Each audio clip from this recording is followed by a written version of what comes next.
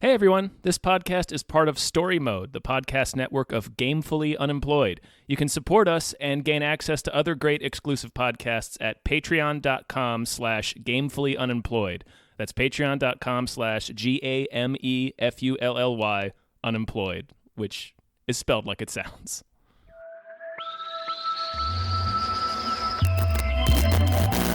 Welcome to EP01.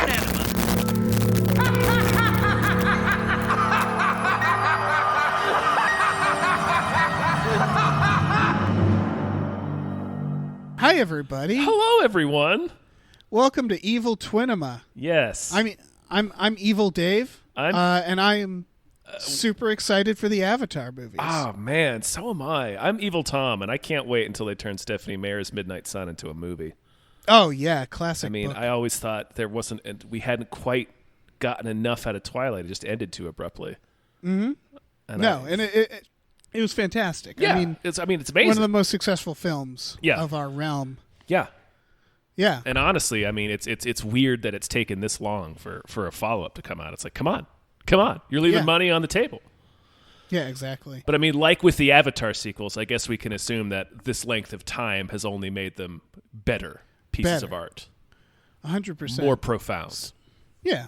So, if people are wondering, we came through like a portal or something, and now we're here. Mm-hmm. I knocked out and assumed the identity of my other twin. Oh yeah, he's lying on the ground now. I broke a chair on that guy's back. He's still moving. He's fine. Yeah, so we we come from another world where like toilets poop on us, and like Trump is president. How crazy is that? Yeah, man. Weird. In our world, yeah, it's a wild reality. Yeah, and we just want to, we're just going to talk to you about movies that we appreciate. Yeah, we've crossed time and space to share our love of film with you. Exactly. So, Tom, yeah, I think the way this because we don't have much time here. No, the portal only stays open for. It's like Tron rules. It only stays open for a little while. Mm-hmm. Classic film everybody loves. Mm-hmm. Tron. Oh, one of the biggest hits. One of the biggest hits in our dimension. Mm-hmm. So we'll probably only have 3 episodes. And so I figure we use this time just to share with the world our appreciation of films. We're going to start with me, Evil Dave, explaining to you kind of what we're all about. Yeah, tell him, Evil Dave. In our dimension. So I don't know. Maybe this is common knowledge. I don't know if our dimensions share stuff, but we have a movie called Jurassic Park in our world. Mm-hmm. It's about dinosaurs brought back to life by cloning. And it's I don't know. It's kind of a shitty film, to be honest. Yeah. And it only got better with age. Right. It's like they pushed out something that wasn't quite done. You needed a little bit more time in the oven. It's like they pushed out a first draft of an idea, and then they kept refining it as the series went on. I was honestly surprised that they made a sequel because I was like, nobody's going to watch a sequel to this piece of shit. Yeah. But they did. And the sequel Jurassic Park Lost World got a little better, and then Jurassic Park 3 got a little better, and then Jurassic World really fucking figured it out. Yeah, and then finally Jurassic World Fallen Kingdom was just, this is the best movie. Clearly, this is the movie it should have been. Yeah, and I just wanted to kind of do a little essay on what happened. Why did this happen? Why did we get this terrible movie Jurassic Park? And how were we able to refine the idea over time? Mm-hmm. And so, obviously, we should start with Jurassic Park 1. Yeah, made by a B-movie television director, Steve Spielberg. Well, yeah, the issue is they didn't understand how to tell the story they were telling. Is my biggest, I think, criticism of this movie, Tom, is that. The movie opens with our hero in a very underdog situation in a cage surrounded by bad guys. Yeah. This corporate entity, this dystopian world where they're cloned. And there's their main villain, Muldoon, is there. Mm-hmm. He's the mini boss. Yeah, he's he's the sub boss to John Hammond's evil mastermind. And your classic Katniss type hero or I guess a Bella our lady hero is trapped in this cage, and it's really clear that she's the underdog of this situation. So like, so far so good. She tries to escape, and like a badass gets to kill one of them, and they show just the villain has complete control over the situation. They shoot her. Yeah, they're shocking her. She's in this big cage. I mean, yeah, it's so immediately it's like, well, that's where our sympathy lies. Yeah, and it grips you immediately. Mm-hmm. But then the movie does something really weird from here, and it's all downhill from here, because like that's a really promising opening. It's like, oh shit, how is she going to rebel against? Because like no one likes hurting animals, right? Like it's clearly this is protagonist, and then we cut to this Grant guy, and like Grant seems like a real side character. He seems sympathetic. He likes to scare children. Yeah, he likes to frighten children with bones. Yeah, so with dinosaur we can bones. tell he's on the dinosaur's side.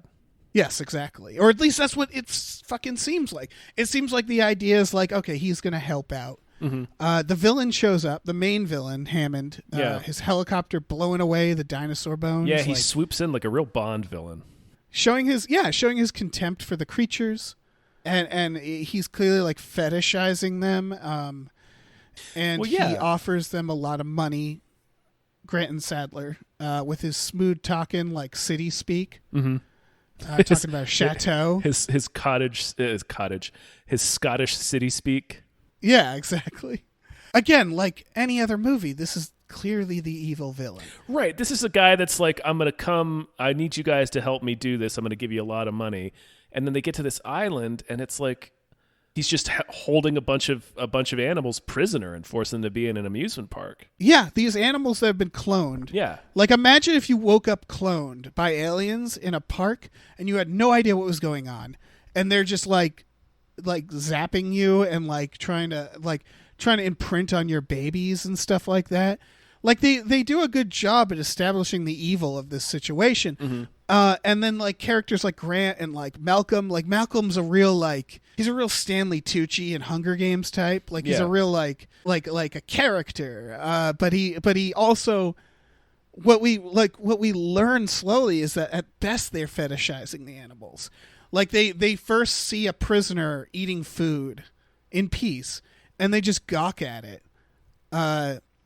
And that's the weirdest part is like after establishing our hero at the beginning, the movie completely cuts away from her. Yeah, we don't get back to her until like the last act of the movie. Yeah. And like I get like movies like, I don't know, like Snowpiercer kind of does stuff like that where there's like prisoners and you have to sympathize with them, but they sort of show up later. But we spent so much money on these time on these side characters, like just gabbing. They like have these shitty kids there who are also again like gawking at these prisoners, showing like the cruelty of the situation and like nobody really it never lands. Like the cruelty never seems to land on any of these characters. Like they're oblivious to it. Right, and I thought that was the point, but it's so weird that it's all like we spend like 20 minutes on these characters. Yeah. Like they're the main characters, but like they're clearly like the oppressors. They've done something horrifying. They've, cloning these animals out of time and just staring at them. Again, fetishizing them. It's real Twilight Zone, man. That's a Twilight Zone episode. Yeah. And they show the creepy science that leads to them. Yeah, that was like probably one of the best scenes in the movie because it's so creepy and alien and weird that they're just digging up like bugs and then using their blood to grow these dinosaurs. And it's not exactly like it, but you mentioned Snowpiercer earlier. It's like the scene when he finds out they've been eating bugs. Like it's like this horrible realization, like Lord help the dinosaurs if they ever saw that this is how they came into being. Yeah, very true, Evil Tom. Yeah. It all kind of like it culminates to learning that the raptors' siblings are being brainwashed from captivity, or at least attempted to. The evil owner is like watching them get born. excitedly and saying like, I'm trying to make them trust me this way. And it's a good way of showing like what the raptors are fighting for. Like their their young is being taken away from them. Right. It's like some Beasts of No Nation shit. Like he's like taking the kids when they're young and indoctrinating them. Being like, you're my kids. Yeah, and spoilers, that gets more evident in the sequels when they actually address this stuff. Yeah. Because this is going to be the problem with this movie is they set up all these moments like this. They really like it's like they're aware.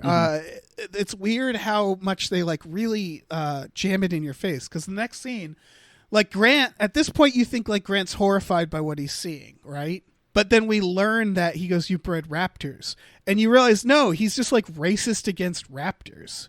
Yeah, yeah. I mean, and then like that earlier scene where he like scares the kid with a raptor claw becomes like really weird and uncomfortable. Because it's like, oh, you're just carrying around a raptor bone in your pocket.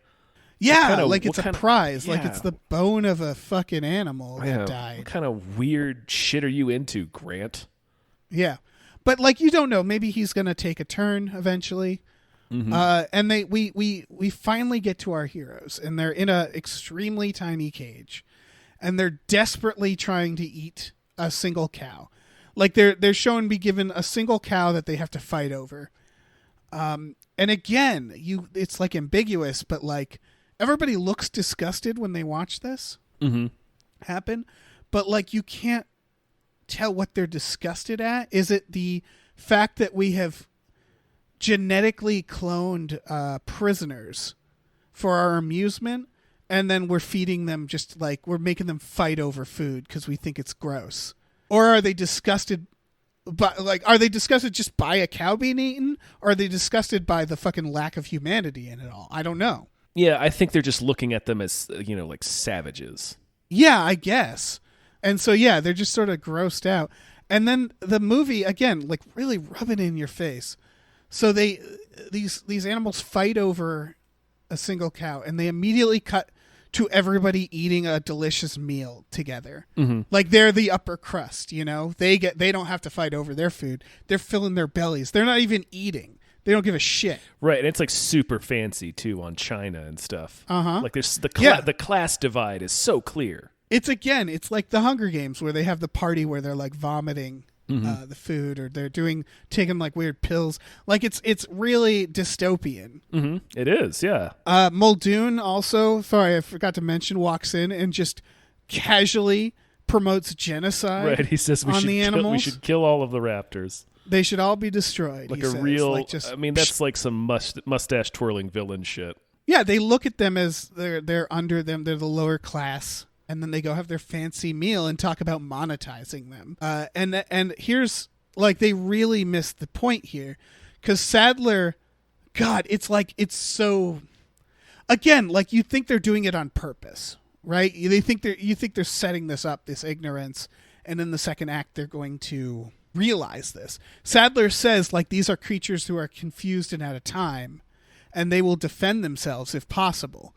And you think she's talking about their rights, but she's actually talking about the fear of them rising up. Right. Against the tourists. Yeah. So it's like she's so close to the point, and then she completely misses it. That's when we meet the shitty kids. Yeah. They're just, they were flown in there to fucking... test and then the dinosaurs. They tackle the old bastard, and they're like, "Thanks for the presents. We loved the presents." So he's it's just so slapping us in the head repeatedly with how just wealthy and detached all these people are, and they're just subjugating all the animals to use for entertainment and make even more money. It's really in your face. Yeah. Again, like, you don't really need children to test the dinosaurs. Like, what the fuck is that even? Right. And so the tour starts. Mm-hmm. And again, really classic villain stuff. All this stuff, it's so textbook, is that Hammond treats his underlings bad. He's not paying Nedry enough. Mm-hmm. And, like, of course, Nedry's going to... Like, he treats Nedry like another dinosaur. And it's like, yeah, that's... this is... Of course, Nedry's going to fucking do something. And, like, thank God he does. Because there's this level of, like, incompetence within the... It's, like, kind of... It's a little bit like Brazil in that way. But, again, not good enough. And we'll get to the sequels for that. And so, like, through Hammond's incompetence, his greediness, Nedry eventually shuts off the power. Before that, we see a few other, like, problems.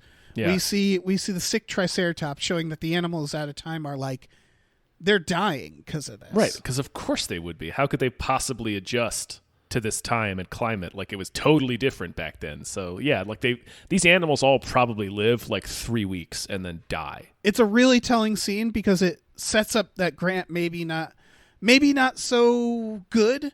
And then they like to really lay on the fetishizing stuff because this is a sick prisoner. It's laying there sick, and Grant fucking rides its stomach. Yeah, like he's just like fascinated with it, and Sattler weeps with joy. Yeah, they don't give a shit about its condition. They're just looking at it like it's a specimen. Dinosaur. Yeah, and it's like this thing is shitting itself to death. Yeah, it's shitting itself to death, and it's like with its blurry vision is seeing these jackasses smiling. And we finally meet one of the other heroes. We meet the T-Rex, and like, again, this reminds me of like, it's been a while since I saw Hunger Games, but like it reminds me of like Battle Royale, where there's like the kid who's like the reigning champion, who clearly like has been existing in this dystopic future, this situation, and for a while. You remember that kid? Mm-hmm. Yeah, the T-Rex is kind of like that because the T-Rex is immediately not playing by their game. He doesn't show up. He doesn't eat the goat. Like, he's clearly the revolutionary of the group. Like, she. She, yeah. Jesus. She's been there for a while. You know, she doesn't want to play this game. Yeah. She's like, yeah. I really like how they set her up because she's not the main character. She's just like this badass on the side. Right. She's still in the jail. I'm trying to think of a good analog for her, but yeah, you're right. She's like that revolutionary character who's like, I'm not going to do this bullshit. I'm not going to eat that goat. Fuck you. Who's been there for a while, who's been in the system. Yeah. So we're seeing the stakes. We're seeing the sick Triceratops, how little they care. We're setting up like, and so at this point it was like, okay, I wanted to see the hero's journey more, but I got what they were setting up. Yeah. It was almost kind of clever showing it from the villain's point of view. Right, like the raptors are gonna team up with the T-Rex to break out. You're thinking. Yeah, exactly. There was going to be something like that where the raptors, they show that the raptors, like their kids are being, kidnapped. They show what the raptors want. They set up this T-Rex. She has nothing to lose. She doesn't give a fuck anymore. Mm-hmm. And so, yeah, that's kind of what you're expecting. And then the human Nedry shuts off the power. The T-Rex gets out, and very understandably, she's like confused and scared. She sees two big machines stopping her path, and like she attacks it, scares the kids. Yeah, I don't think it's necessarily fear and confusion. She's like, the power's off. Now's my fucking time. That's true, She's too. busting out, man. They're setting this up, but again, this is more about the sequels, and I know everybody loves those, and we'll get to them. Yeah. But like, I think they're setting up this idea that the dinosaurs are slightly better than the humans. They're not going to just go killing. Like, the only human she kills is the shitty guy who wants to monetize the park, the lawyer. Yeah, that's true. He's the most guilty of the group of characters we have there. This actually goes into something about Alan Grant because he's an idiot. He's fetishizing the dinosaurs. I don't know why we should trust anything he says. And when he says that she can't see them if they don't move, what the fuck is he basing that off of? I think the idea that they were trying to go with here is that he clearly knows nothing about dinosaurs. He's just been looking at their bones and like fetishizing them, and he makes this ridiculous idea that the T-Rex can't see you if you don't move. Again, based on what? Like what is he basing that off? I don't know. So I'm thinking like, of course the T-Rex can see them. That was how I was interpreting the scene, but it really, I mean, it doesn't matter. The movie's shit. But like maybe the T-Rex can see them and chooses not to eat them, just wants to scare them. Yeah, maybe. They do seem to play it like she can't see them. So I don't know. It's that's kind of a crummy sequence. No, it is, because it's all from the point of view of the villain for some reason. Like, it's from the point of view of the kids scared in the car, not from the point of view of the hero. It's weird. It's a weird sequence. A lot of this movie has that problem. Yeah. Where it's like from the perspective of the villains as they're watching the heroes escape. Right. Like it's a fun device, but like after a while it just becomes exhausting and confusing. It's like, why are we still with these characters? Why aren't we going back to the actual protagonists here? We don't even give them names, you know? No. Like, it's weird. And I thought this was a stylistic choice. They were trying to say something about how like prisoners and dystopia, like you don't get a name. Oh, right, it's sure. like THX, Right. you know? Or like 24601. Yeah. Yeah. But there's just something very clumsy about it. And then there's this moment where Grant, finally you figure out he turns because he throws away his child scaring claw. His weird child, but like that shows that I think it shows he's like, you know, abandoning the Raptors' side once and for all. I don't know if he was ever on their side, to be honest. I don't know. He seems to be against the idea of keeping them in jail, but also like, weirdly like gleeful about seeing them in jail. It's weird. It's weird. He's a baffling character. Yeah, Nedry's killed because he's rude. Samuel Jackson dies because he's trying to start the power. He's trying to lock him back up. Yeah, and at this point, it's like gloves are off. They're Nedry's also stealing a bunch of baby their dinosaur DNA. Embryos to go sell You're to right. another company. So I mean, he's just as bad as Hammond. Yeah, so they're cleaning up. He's just a further extension of Hammond's greed, right? Like he decides to trigger the breakdown because he's not getting paid enough, and then he's going to steal a bunch of embryos so he can get, you know, money. Yeah, I don't know. I get it. They're doing what they have to do. Mm-hmm. They kill Samuel Jackson because he's trying to. They'd rather kill than go into captivity. They'd rather die. Yeah, any one of us would understand that impulse. Yeah, it's real like fun and games here. They trick Muldoon, showing that they're clearly like the humans have underestimated our heroes. Like they think they're dumb, and they're like showing that like no, this is them learning like they're not dummies, you know? Yeah. They know what they're doing. They've really like again, it's like you see how it's sort of going, mm-hmm. and then like everything goes fucking nuts at the end. Yeah, and I don't understand this ending at all. No, I don't. Because it seemed like we were finally building to like the Raptors succeeding. They get out, they stop that. They finally kill Muldoon. They stop the power from being turned back on and locking them all back up in jail. Yeah. But then like all of a sudden they just get killed. Well, yeah, the fucking and the weirdest thing because we established the T-Rex as being clearly pro-dinosaur attacking the humans. And why wouldn't it be? She's a dinosaur. Like she's on their side. She didn't eat the goat. All that stuff. They're sort of like chasing them away. Like I think they're ready to kill. Oh, I mean, but they like sort of like I feel like our heroes go kind of nuts at the end. Well, I mean, you understand it though. Like if you were locked up and right. you saw these fucking assholes just staring at you and throwing peanuts at you and shit, you'd probably want to cut a few throats when you busted out. Yeah, you've been fucking cloned and imprisoned in this dystopian island. Yeah. Where you're like, what? It's like, it's straight up like fucking Battle Royale shit. And so like, this is why I'm not sure what the movie's trying to say. Because then they go to attack the humans. They go kind of crazy, attack the humans. The T-Rex kills them instead. And then like roars out in menace as like a turn to evil, it seems, as the fucking villains, the rich villain gets away and he feels kind of bad about what he did. It's not a bad twist, but it's kind of a depressing twist to put in where the person, the T-Rex, you thought she was an ally because she was so grizzled and fed up with being locked in jail. But it turns out that she just wanted to be in control of the island herself. I guess I thought of it as like it was almost like it was both sidesing it, where it's like, oh, don't kill him, that's too far, and it's like, but they imprisoned you, it's like the movie depicts the Raptors, the heroes going a little too intense as like a bad thing, and they're like, but don't do that, you know, you don't want to kill them. And then the T-Rex almost like heroically intervenes. Yeah, it was It was a weird beat. Yeah, and like suddenly am I to expect that like the creatures that I saw surrounded by people and guns in a cage is the villain? Like that's dumb. They've done everything to show that they don't have control, over the situation. And when they finally get some control, they're killed by their own kind. It's just right. It's a weird message. It's very otherist. Yeah, and then they do this thing where they like try to reform the villain.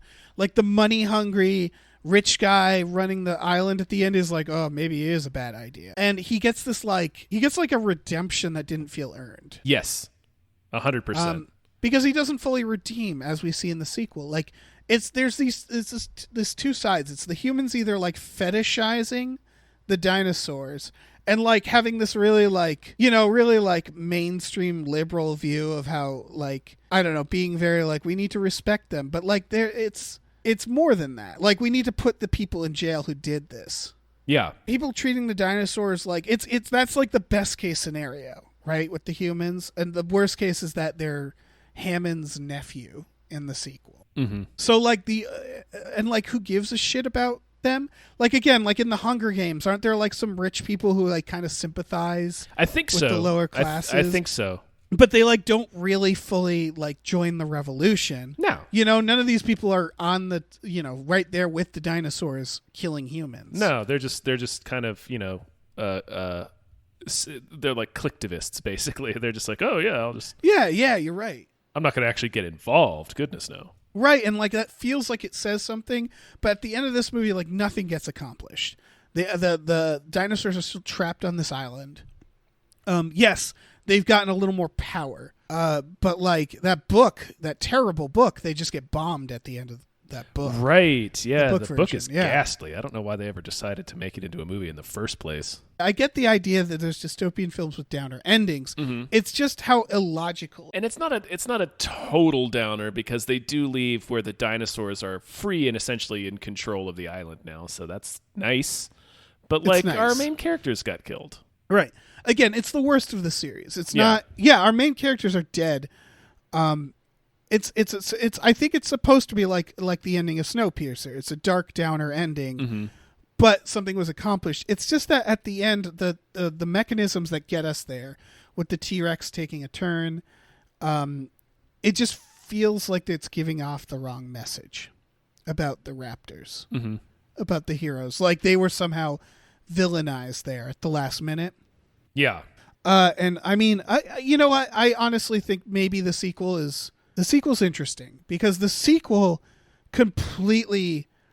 The Lost World completely like pretends the Raptors don't even matter. They're just goons. Yeah, they're essentially just they're like a gang in the Warriors, which is essentially what the Lost World is. And they focus on the T-Rex instead, but not the same T-Rex. No, these are two different T-Rexes. This is baffling because if the first Jurassic Park did anything, it was establishing. Oh, okay, the T-Rex is the main character. Yeah. Right? For sure, yeah. And then they just in the sequel. I mean, the T-Rex is on all the on all the advertising. Exactly. And so her bones are the fucking logo. So the reveal sort of, and you're right, it's kind of a spoilers in the advertising that it's actually about the T-Rex. Mm-hmm. But she's not even in Jurassic Park 2. It's a different T-Rex. And that's so weird to me. It's like they just change protagonists.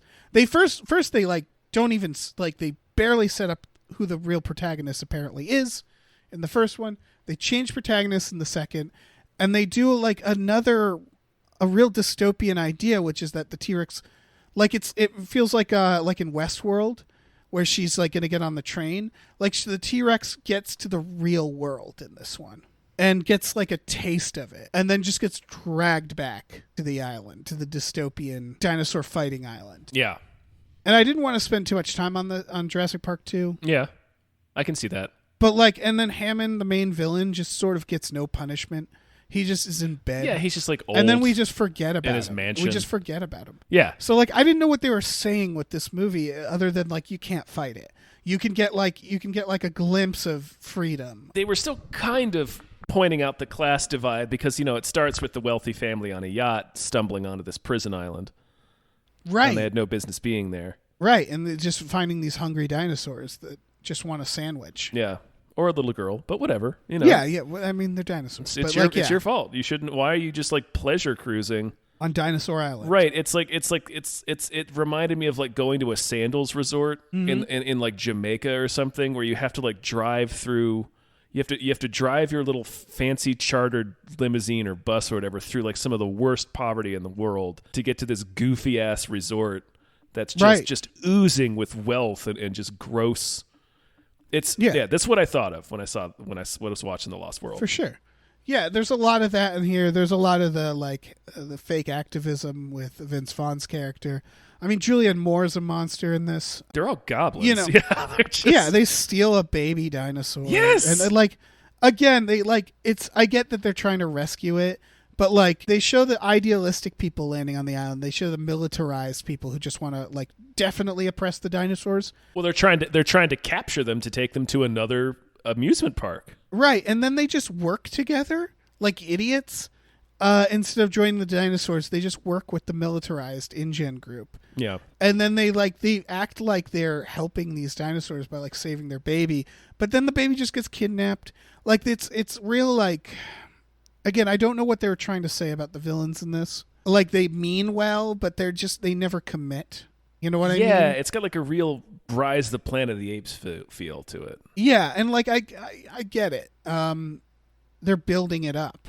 So that's when you sort of start seeing patterns of like, oh, I think I know where they're trying to go with this. Yeah, it was a long game though. Like, man, it really they was. must have had this so meticulously planned out for years. Mm-hmm.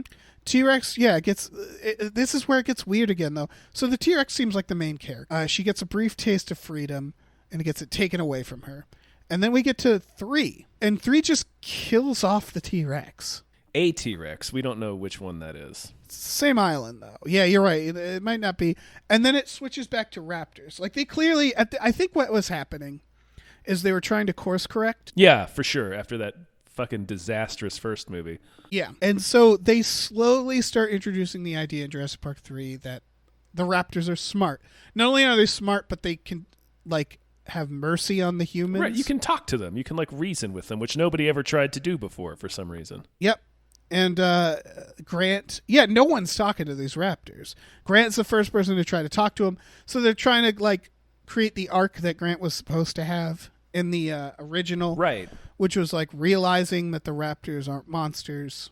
Mm-hmm. None of the dinosaurs are. No, of course not. But that's sort of 3. Is we also learn that like the less captive they are, the more compassionate and smart they seem to be, because they're not prisoners. Of course, they're being left alone. And that's just like standard like wildlife wisdom, right? Like if you raise and prisoner wisdom. And prisoner wisdom, yeah. And I think they address it in Jurassic World, where he points out that the Indominus Rex is crazy because it's been raised in captivity by itself. Exactly. Now we're getting somewhere. Yeah, now we're cooking with gas. Here's the thing about every movie up until this point is I had to like glean these messages out of it. Yeah. It's really not in the text of the film. You really have to dig into the subtext. Yeah, and you can't figure out what they're trying to say. You can tell they want to say something. It's like bad poetry. It doesn't rhyme. Right. It's like there's a lot of issues with those movies, but they were trying to say something that clearly they couldn't figure out what to say. They just weren't good enough storytellers in the first movie. Mm-hmm. So we get to Jurassic World, and it is so much more upfront about what's going on in this one. We show that the kids are clearly shitty. One of them keeps gawking at women. Mm-hmm. Even though we open with him like weeping over having to spend a weekend away from his girlfriend. Yeah, what an asshole. Yeah, exactly. They shoot it from like more from a omnipotent perspective. They like ironically show the park more, like when the boy when like they do the fucking in the first one they do this like heroic majestic theme when they see the first enslaved dinosaur, the first prisoner on this island, like it's special, and it's like, what are you talking about? Like it's a prisoner trying to eat. That's all they're seeing in the first one. And this one they subvert it by just showing the theme park with that theme, and they just show like business as usual, and it starts getting like, you start seeing what they're trying to do is they're trying to say, right, like, it's like real dystopian. Yeah, like, oh, the wonder that this little boy is seeing isn't a dinosaur. It's the commercialism of it all. And generally, this movie is like a cross between, it's like Hunger Games meets Brazil. Mm-hmm. For sure. Because what they show, and we meet the villains, and the villain is like, again, classic, straight out of Hunger Games. She's wearing like all white, high heels, this straight, long hair. Like, she treats her underlings like shit. She's rude to people. Yeah, you're right. She is dressed all Hunger Games and shit. The other rich guy that owns the park, he flies a fucking helicopter. It's like Badly. It's like so on the note, right? Like his hubris is such that he insists he can fly a helicopter and ends up dying because he crashes the helicopter later. Yeah, he just like dies in the background like an asshole. It's a great ending. It's a great way to kill off a villain. It's a perfect villain death. Like yeah. that. And so like they set her up. They set up like the park is weird and inefficient. Like they show the monorail going through the Jurassic World gate, but like the people can't see that gate from the monorail. Like, why would you do that? That's really dumb. It shows that they're in these like hamster balls. And it's like, what a obviously stupid design. It's again, Brazil. It's like the little screens with the blown up magnifying glasses. Yeah. It's like, oh, this is an inefficient dystopian world. Yeah. It built on, like I said, hubris. Yeah. They show that again, classic villains, they show like when all the henchmen die, when the sort of side hero there, the Indominus, kills all the henchmen. The villains are just watching and they barely care. Evil Dave, let me cut you off. The Indominus is a villain, right? It's a sympathetic villain, but it's the product of their right. You feel bad for it, but like it's still the villain. It's like the King Kong. Right. But like when they watch their henchmen die, they don't care because why would they? They're villains. Mm-hmm. They don't like when the main guy dies. Like one woman cries in the control room for like a second. And that's all they do. They're so desensitized. Yeah, they're detached, desensitized. They don't care about people dying. Like the main two villains kiss. They just smooch after their like assistant dies. Right, after because she couldn't be bothered to care for her nephews. She makes one of her employees do it, and she's just trying to like plan her wedding at the same time. Yeah. And then gets just completely killed. Yeah, because of the revolution. Yeah, she gets swept up in the revolution and is a casualty of it. And like she does, Claire doesn't bat an eyelash. Yeah, it's like time to smooch my man hunk. Although he's not terrible, right? Well, he's the fetishizing side, right? He is definitely the idea of him. That's true. Is that this is the whole idea? Is that he is the best one of them. Right, but he's still kind of like a white dude that goes on vacation and comes back with dreadlocks, right? Like he's trying to appropriate raptor culture. Yes, he calls himself the alpha. Right, of the group. Yeah. But here's the thing is that the movie knows about that, and his arc is realizing, no, you're not the alpha of this group. Like that's this is what's interesting about this movie that makes it work so well. Mm-hmm. Is we have this like Brazil-like inefficient, dumb dystopian society that clearly is about to fall apart. Like everything about how the park is designed is so obviously dumb. Right, like it's amazing it's been open for this long. Yeah, no one would realistically have this. And so we have their heroes being trained to be soldiers by the Owen character. Mm-hmm. And Vincent D'Onofrio. And they're stupidly thinking like, and Vincent D'Onofrio, who's killing it. They finally get names. Echo, Blue, Charlie, Delta. Mm-hmm. Like, we finally have identities for the raptors. We show that they are being trained to be soldiers, and they join the revolution when they're trained for the Indominus. But their arc is basically, it's what the first movie was trying to say and didn't know how to say. Mm-hmm. Is that, I think what the first movie was trying to say is that, yes, these dinosaurs, they need to rise up and have a revolution, and they have to kill all the humans. But not all the humans. They have to show that they're better than the humans. They have to be a little compassionate. Mm-hmm. You don't kill the kids, You show you're better than them. And the raptors' arc in this is that they've been trained to be soldiers their whole life. They're conditioned by this guy running the show, Owen, who thinks he's like helping them, mm-hmm. Yeah. He thinks he's one of them, but clearly he's not. They're trained to attack the Indominus. And natural, because it's part raptor, they realize, like, fuck this. Yeah, we're being sent to kill our own. This is bullshit. Yeah. So they rebel naturally, but then there's like this second really cool twist where the Indominus is actually insane. Right. The Indominus it has lost its mind, yeah. Yes. And it has to be put down. And so the raptors have a second turn where they're like, wait, we don't need to be like the soldiers of the humans. We also don't need to work for the Indominus. We can work for our fucking selves. Right, because the Indominus is so crazy at this point that it's just like, let's kill everything. Yeah, and so they have this arc where it's like really cool where like they're like, you know what? We're not going to kill the humans, these humans.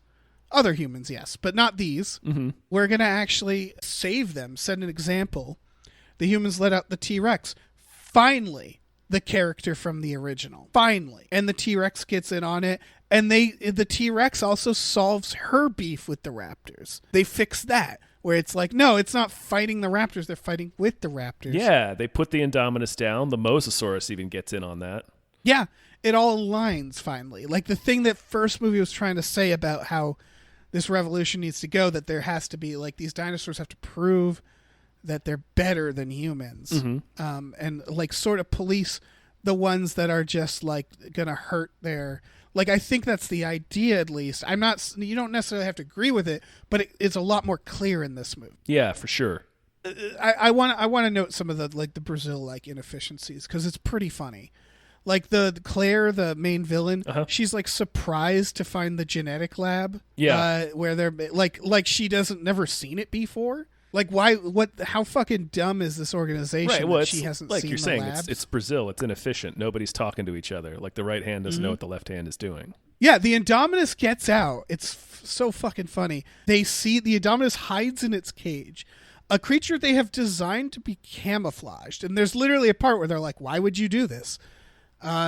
Because why would you? It's a zoo. It's a prisoner that's supposed to be on display. Right, you're supposed to be able to see it. But like they're so obsessed with, it looks cool though if you can do that they just don't think about it. They're like tunnel vision, because he's like, I needed those genes to do this and that and that. And so it shows like how clearly, like, how much of a farce it is. Like how obsessed they are with it. Really is like Jurassic World really figured it out that that it needed to be a farce. Like when they show the children enslaved, they show the human kids riding the dinosaur, kids riding little baby kids. Dinosaurs, yeah. And it's like it's like done in like kind of a cheery way, like again in this like Brazil like ironic. Or like the RoboCop or Starship Troopers news broadcasts, where it's like this is a clearly dystopian thing that we're just treating like it's normal. Yeah, and it's a really good intro to this, like, because we're kind of rebooting the series, we're doing it over. We needed to, it's a long due reboot of the first series that didn't quite figure it out. Get this across. And the Indominus goes invisible because they gave it the ability to be invisible, and then like fucking these idiots, they're like, it's not in its cage. The creature that can turn invisible isn't in its cage.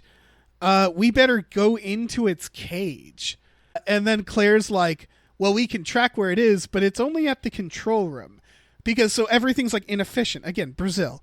Everything's inefficient and weird and doesn't make sense. Right, like she has to drive halfway across the island to like track the dinosaur. It's like to like confirm, and because of regulations or rules, the other two like go into the cage before she's confirmed. Yeah. Also, the cell phones don't work, which is it's a fucking amazing observation, because they're on a remote island, and they didn't think to put like working cell phone towers or anything on it.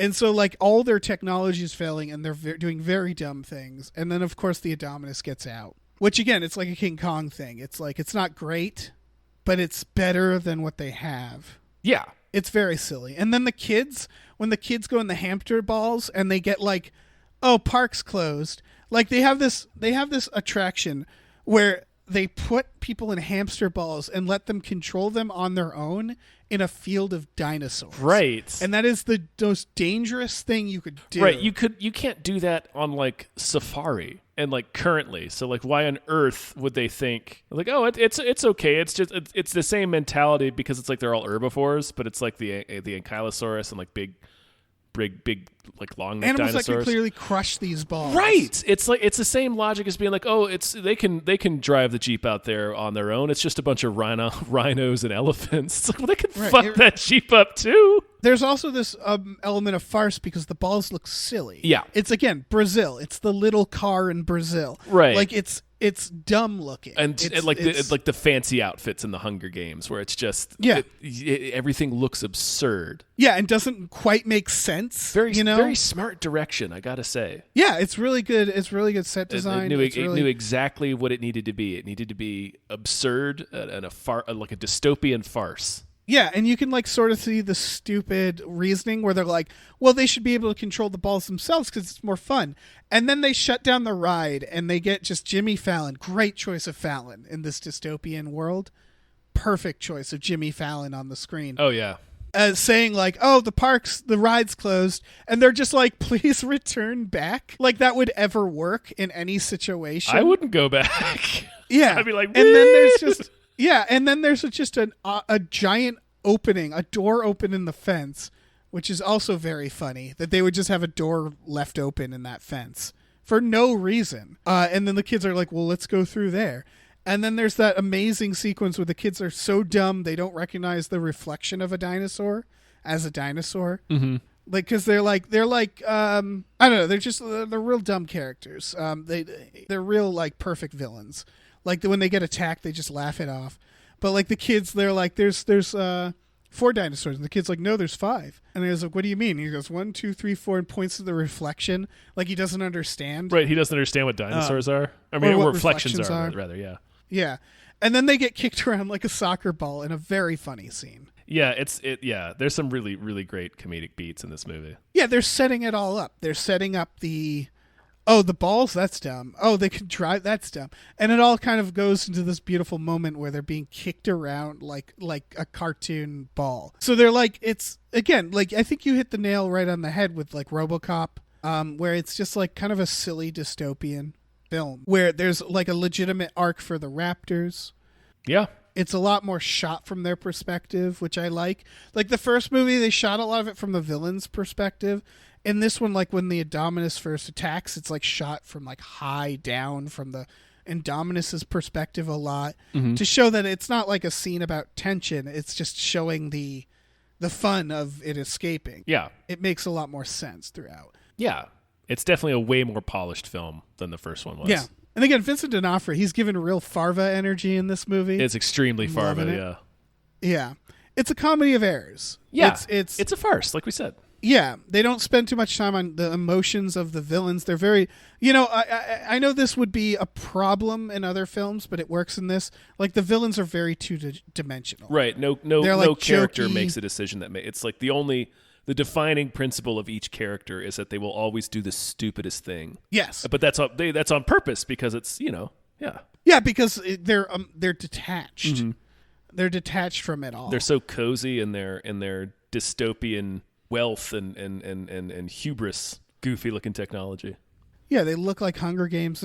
And she really is like, she yells at people for like cluttering their desks, and she says to, oh god, that weird nerdy like henchman, she says like, be a man for once in your life and do something to him. Like even like near the end, she's like screaming abuse at her team. It works really well. And then Owen's like a piece of shit too. Yeah, to her. Everybody's kind of angry at each other. Yeah. It's how unsatisfied even the people at the top are in this dystopian world. And Blue like is the only one that's showing a little bit of humanity, and at the end makes that turn. Yeah. It really works. And I think what kind of makes this work best is that we get their sequel. And I know it's unfair to be covering this movie because it's not complete. The trilogy isn't complete. Right. But they do a dark sequel. They do it a little darker. They kill a lot of the dinosaurs at the beginning.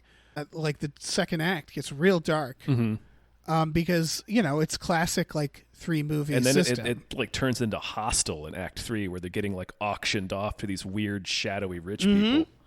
It gets really dark and you're not sure where this is going. And the reveal, I really like the way they did this because... So, like, the one thing missing from all of these movies that we've talked about is, like, the humans never fight on their side. They found humans that, like, sympathize with them but there's this beautifully dark moment because it's they are becoming extinct, right? Yeah. Their island is destroyed. They get dragged off, auctioned off. It's a very it's dark, claustrophobic. man. Yeah, it's really dark. Like you said, hostile. It's not as fun as the first one. They do have a little bit of the Brazil, like the Mosasaurus cage leads right into the ocean at the beginning. Yeah. So like they have a little bit of farce there. Yeah. They're really winking at us. It's like, you remember, yeah. It's going to get a little dark, but we're going to give you some chuckles up front. Just look at how ridiculous this is, right? Like, who would ever build a cage with a giant sea monster that leads directly into the ocean? No, only fucking dummies. Yeah, the inefficiency. Yeah, it's Brazil. It's Brazil. It's Brazil. But then it gets really dark. There's they're trapped in this basement of a house, being auctioned off to rich people. And the raptors once again save the day. They make another insane dinosaur that they have to deal with and try to not kill the humans in the process. But again, the humans, in this ultimate betrayal moment, the humans decide to let all the dinosaurs get gassed. It's really fucking dark. It's a real again, it's a turn.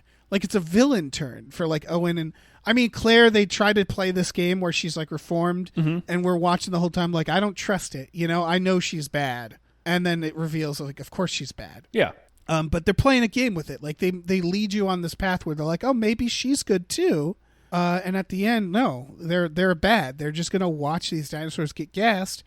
And then we reveal that there's a dinosaur human clone that finally joins the dinosaurs, that sets them loose so they can finally have their revolution on the world. Yeah.